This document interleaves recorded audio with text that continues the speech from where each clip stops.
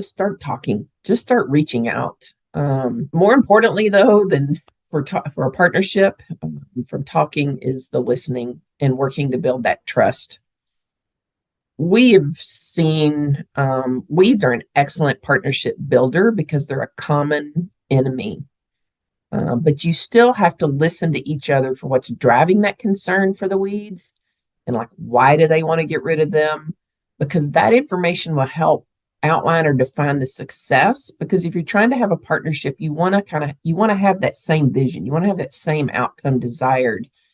And if one partner wants to get complete eradication as fast as possible, and another partner thinks there's plenty of time, we just need to reduce the population at some point. And if the project is designed for the latter, then that first partner is going to feel unheard. They're going to walk away. They're going to be frustrated with the project, and they're not going to trust working with the group.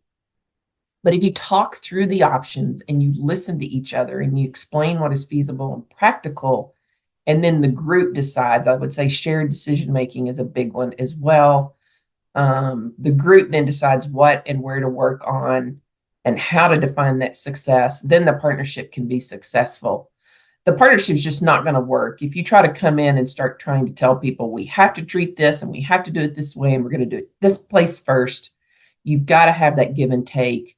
Find that common ground. The common statement that people use is don't worry about the 20% that you disagree on. Just try to find 80% agreement.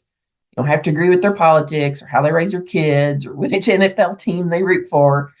You just have to agree on why you want to get rid of the invasive grasses and what is that desired outcome that you all want. And then you can work together for success. And I think that's where we see our biggest partnership success.